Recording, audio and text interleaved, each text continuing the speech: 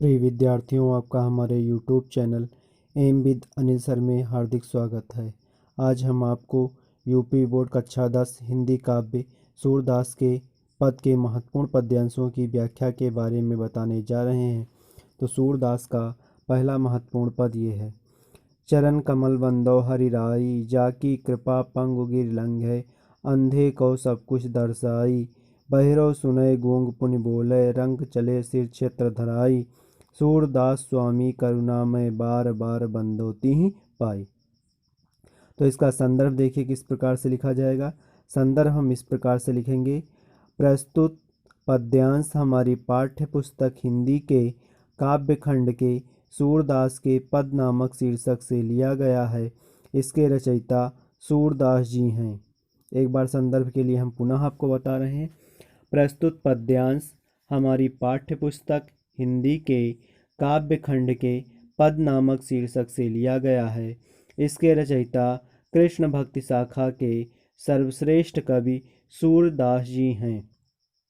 चलिए व्याख्या के लिए पहले हम इसको सरल शब्दों में जान लेते हैं। चरण माने चरण, कमल माने कमल, बंदो माने वंदना करता हूँ, हरि राई, हरि राई माने होगा विष्णु श्री कृष्ण, और राई माने राजा, जाकी कृपा, जाकी माने जिसकी कृपा से, पंगु माने लंगड़ा, गिरि माने पर्वत को, लंघे माने पार कर जाता है, अंधे को माने अंधे को, सब कुछ दरसाई माने दिखाई देने लगता है, बहरो माने जिसे सुनाई न देता हो, सुनय माने सुनने लगता है, गूंग माने जो बोल ना पाता हो, पुनि माने दोबारा, बोले माने बोलने लगता है, रंग माने भिखारी, चले सिर छत्र, छत्र माने मुकुट, धराई माने धारण करने लगता है, सूरदास स्वामी करुणामय, बार बार बंदो तिहि पाई, तिहि माने उन, और बंदो माने वंदना करता हूँ।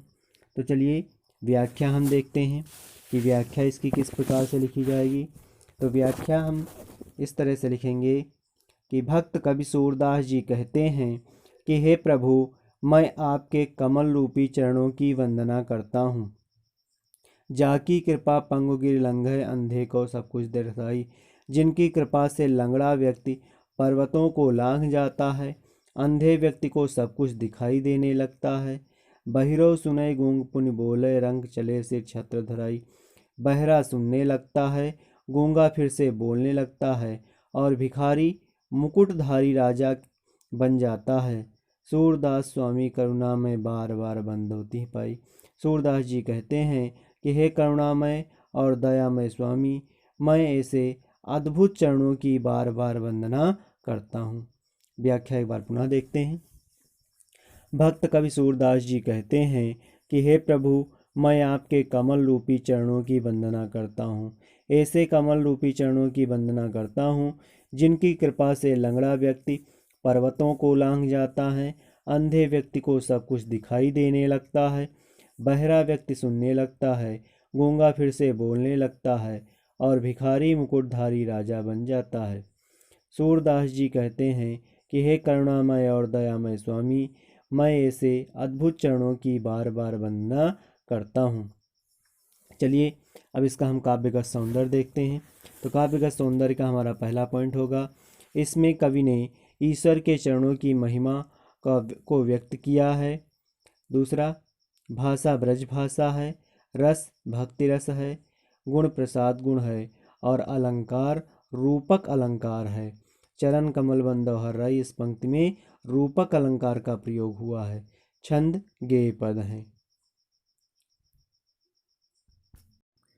हमारा अगला पद है, ऊधव मोहि ब्रज बिसरत नाही, वृंदावन गोकुल बन उपवन, सघन कुंज की छाही, प्रात समय माता जसमत आनंद देख सुख पावत, माखन रोटी दह्यो सजायो अति हित साथ खवावत, गोपी ग्वाल बाल संग खेलत, सब दिन हसत सिरात, सूरदास धन धन ब्रजवासी, जिन सोहित जद तात।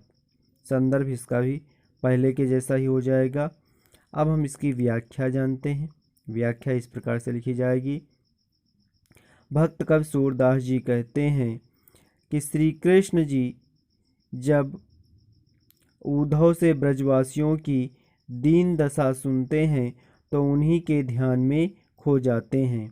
वे उद्धव से कहते हैं कि मैं ब्रज को अनेक प्रकार से भुलाने का प्रयास करता हूँ, किंतु भूल नहीं पाता।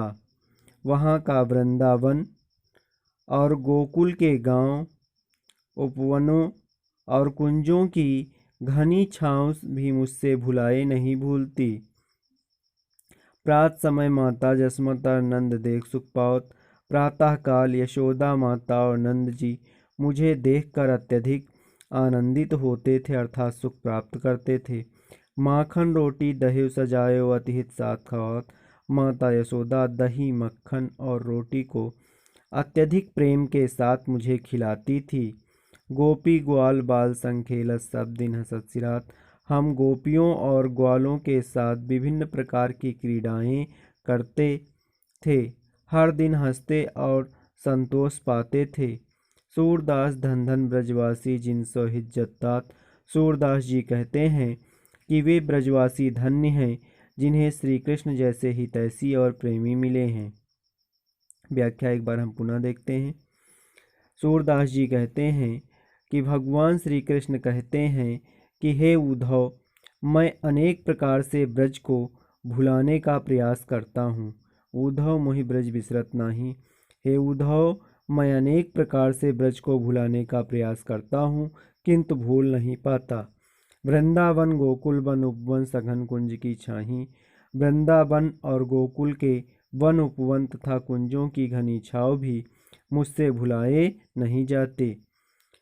प्रात समय माता जसमतर नंद देख सुख पावत। प्रातः काल यशोदा माता और नंद जी मुझे देखकर अत्यधिक आनंदित होते थे। माखन रोटी दही सजायो अतिहित साथ खवावत। माता यशोदा दही मक्खन और रोटी को अत्यधिक प्रेम के साथ मुझे खिलाती थी। गोपी ग्वाल बाल संग खेलत सब दिन हंसत सिरात। हम गोपियों और ग्वालों के साथ विभिन्न प्रकार की क्रीड़ाएं करते थे, हर दिन हंसते और संतोष पाते थे। सूरदास धन धन ब्रजवासी जिन सो हिज्जत तात। सूरदास जी कहते हैं कि वे ब्रजवासी धन्य हैं जिन्हें श्री कृष्ण जैसे हितैषी और प्रेमी मिले हैं। व्याख्या एक बार पुनः देख लेते हैं। श्री कृष्ण ने उद्धव से ब्रजवासियों की जब दीन दशा सुनी और उन्हीं के ध्यान में खो गए। वे उद्धव से कहते हैं कि मैं ब्रज को भूल नहीं पाता हूँ। वृंदावन और गोकुल के वन उपवन सभी मुझे याद आते रहते हैं। वहाँ के घने कुंजों की छाया को भी मैं भूल नहीं पाता। नंद बाबा और यशोदा मैया को देखकर मुझे जो सुख मिलता था वह मुझे रह रहकर स्मरण हो आता है। वे मुझे मक्खन रोटी और भली प्रकार से जमाया हुआ दही बड़े प्रेम से खिलाते थे। ब्रज की गोपियों और ग्वाल बालों के साथ खेलते हुए मेरे सभी दिन हंसते हुए बीता करते थे। ये सभी बातें मुझे बहुत याद आती हैं। सूरदास जी ब्रजवासियों को धन्य मानते हैं और उनके भाग्य की सराहना करते हैं, क्योंकि श्री कृष्ण को उनके हित की चिंता है और श्री कृष्ण इन ब्रजवासियों के प्रति क्षण ध्यान करते रहते हैं। व्याख्या एक बार पुनः हम आपको बता रहे हैं। श्री कृष्ण जी कहते हैं कि हे उद्धव, मैं ब्रज को अनेक प्रकार से भुलाने का प्रयास करता हूँ, किंतु भूल नहीं पाता। वृंदावन और गोकुल के वन उपवन तथा घने कुंजों की छाव भी मुझसे भुलाई नहीं भूलती। प्रातः काल माता यशोदा और नंद जी मुझे देखकर अत्यधिक आनंदित होते थे। माता यशोदा दही मक्खन और रोटी को अत्यधिक प्रेम के साथ मुझे खिलाती थी। हम गोपियों और ग्वालों के साथ विभिन्न प्रकार की क्रीड़ाएं करते रहते थे, हर दिन हंसते और संतोष पाते थे। सूरदास जी कहते हैं कि वे ब्रज निवासी धन्य हैं जिन्हें श्री कृष्ण जैसे हितैषी और प्रेमी मिले हैं। अब हम इसका काव्यगत सौंदर्य देखते हैं।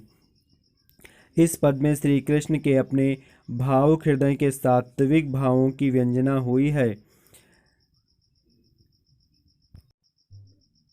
भाषा ब्रज भाषा, रस श्रृंगार रस का प्रयोग हुआ है। हमें उम्मीद है आपको यह वीडियो पसंद आया होगा। अगर आपको हमारा यह वीडियो पसंद आया है तो इसे लाइक करें तथा शेयर करें और हमारे चैनल को सब्सक्राइब अवश्य करें। धन्यवाद।